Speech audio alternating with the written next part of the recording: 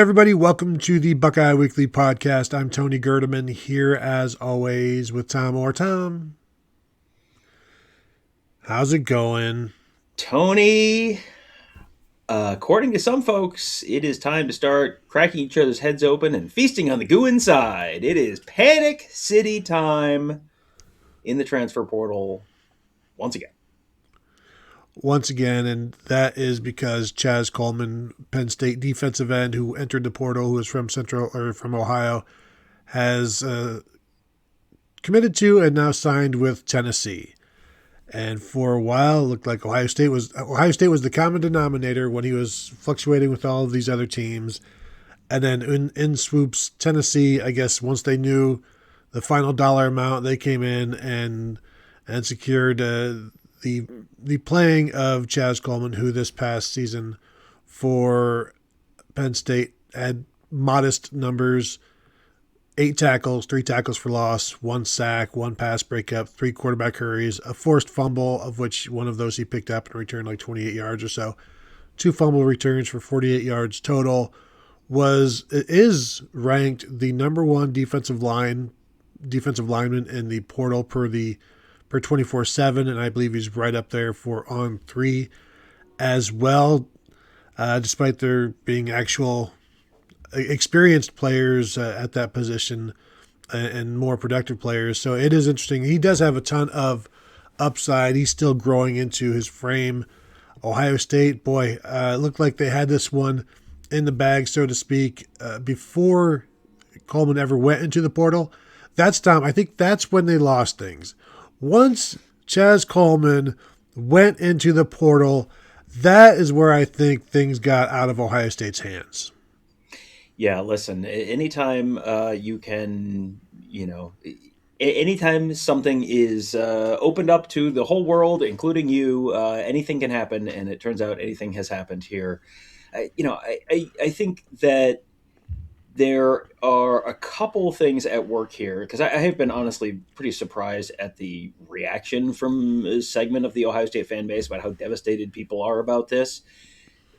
We have spent the last couple weeks talking about, what is the common denominator for all these teams? It's all these veteran players, and it's you're bringing in proven production and all that kind of stuff. And it's like, well, yes, but he's shiny, and so we can talk about what might Ohio State do next with this available money and this position group, and I think there are probably multiple options that would align better with the proven production sort of model that has shown to be a good one in the portal or in the playoff this year.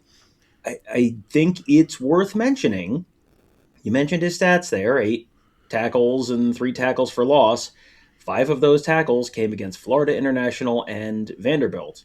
And all 3 of those tackles for loss came against Florida International and Vanderbilt. And so, you see those numbers and it's like, oh boy. And then it didn't really progress. Those were 2 of the first 3 games of the season.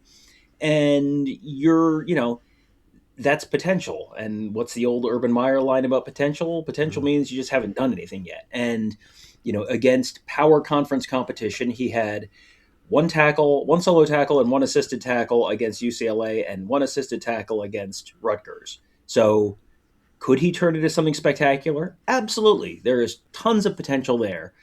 But if I'm Ohio State and I'm looking at 2026, because, long-term planning is, what's going to happen for spring ball at this point? Because, what do you want to, how much faith do you want to put in, I know exactly what's going to, I'm going to plan ahead for the 2027 and 2028 seasons. Like that's not the time horizon that anyone in college football is looking at right now.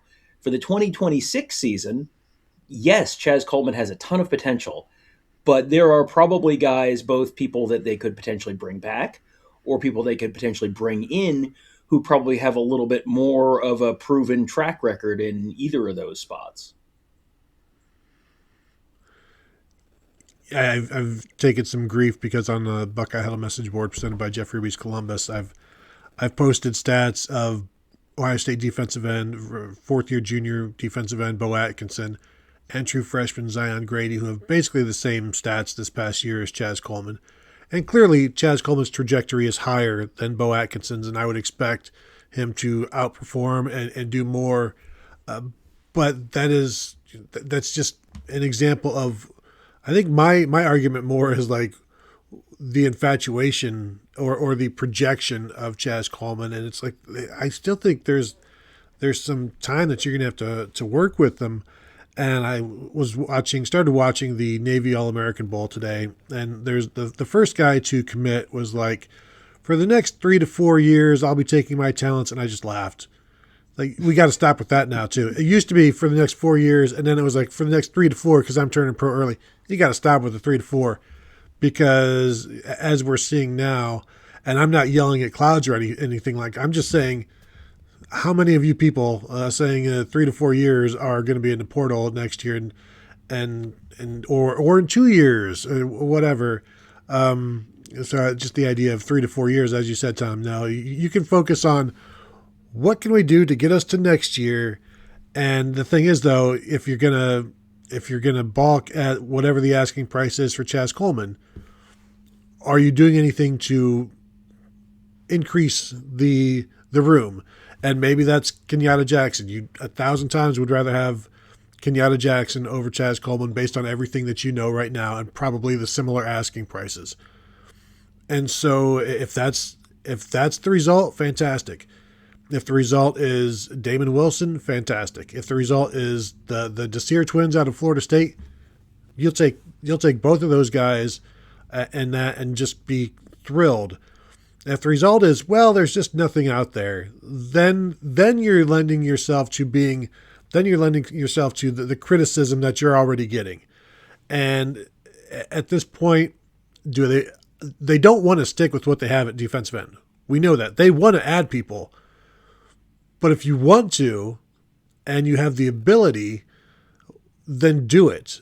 And if you don't, then kind of you deserve some of the criticism, or maybe all of the criticism that you get. Yeah, I think that the issue at defensive end for Ohio State was not Chaz Coleman or bust. The issue at defensive end for Ohio State was they need to bring in some more people. Now, bringing in some more people could really start with, as you said, bringing back some people, like bringing back Kenyatta Jackson. You know what you're getting out of Kenyatta Jackson. Good, good to great player on the field, great person off the field, like leader on the team. You know what you're getting there. You have continuity in the defense. You have continuity in the room. I mean, that's your best possible case scenario. If you don't bring him in, then bringing in someone who is a multiple year guy who has proven production, like Damon Wilson. That was exactly the name I had in mind earlier. He had, I think, 9 sacks for Missouri last year. Yeah, that is a higher ceiling and it is a higher floor because you know what you're getting there with Damon Wilson. If Damon Wilson is healthy, Damon Wilson is going to be an impact player for you off the edge. And, you bring in the guys from Florida State, the Desir twins from Florida State, and the numbers there were substantially better than Chaz Coleman's numbers. Now, at that point, you're getting more into projection and all that kind of stuff, but I don't see that as if you bring in them instead of Coleman, oh boy, all hope is lost. This is they need to bring in someone. They can't throw up their hands and go, well, we couldn't find anyone. We looked and looked and looked and we couldn't find you. We give up. Come out wherever you are. Like, you can't do that. But if they bring back Kenyatta Jackson, that's fine. That's a win. If you bring in Damon Wilson, yeah, that's fine. It's a win. You bring in the guys from Florida State, yeah, that's fine. That's a win. I think that people are just at this point like in the mood to be pre-angry. Like the bad thing hasn't even happened yet, because the bad thing is not Chaz Coleman went somewhere else. The bad thing is Ohio State missed out on all these defensive ends. That hasn't happened yet. If that happens, by all means, get upset then. You don't need to get pre-angry. Like, there's plenty of stuff to get mad about in the world today. You don't need to like invent stuff to get angry about. Or unless you feel that Chaz Coleman is the only guy. He is the only guy that can fit this role for Ohio State. Everyone else, it's just a waste. It's a lost season. We don't have Chaz Coleman. All hope is lost. I don't think anyone's actually there. I don't think anyone who's mentally stable is actually there anyway. So, at that point, like, just okay, let the process play out. We still have not heard from Kenyatta Jackson. We have still not heard Damon Wilson. There's other options out there. And Tony, I would also like to remind everyone, as the time we're recording this, the portal's still open for 6 more days. Who knows who might else show up in the portal? Yeah, and also I was going to say it's also open for the championship teams, the 2 teams still in it, 5 days after they're done. But I think that's all senior based, and so if you're looking at pass rushers, I don't think there's necessarily anybody that would be on the radar. But you're seeing some Ole Miss guys enter the portal, so you're seeing the teams that advanced start losing their guys. But Mandrell Desir, true freshman this past year, 30 tackles, 7.5 tackles for loss, 6.5 sacks. He had a tackle for loss, I think, in 8 games this year, a sack in 6 or 7. So just a consistent disruptor, and somehow he's ranked behind Chaz Coleman. I don't know, but yeah, I agree, Tom. Don't crack open your heads or other people's heads and feast on the goo. But if they completely whiff on all of this and lose Kenyatta Jackson, I'm gonna just get out of the way. I'm just gonna let whatever happens happens, because at this point we are no longer a society if Ohio State can't figure something out at defensive end. But there you go. Let's wait on the goo for a little while and see what happens. And then if nothing happens and it's only bad, then goo away. But for now, let's see what happens. If you have not yet already hit that thumbs up, now is a fantastic time to do it if you're watching. Of course, 5-star rating and review, always appreciated. And you can continue to find us at BuckeyeHuddle.com. I'd love to see you there. So that will do it from here. Thank you all for tuning in, and we will talk to you all later.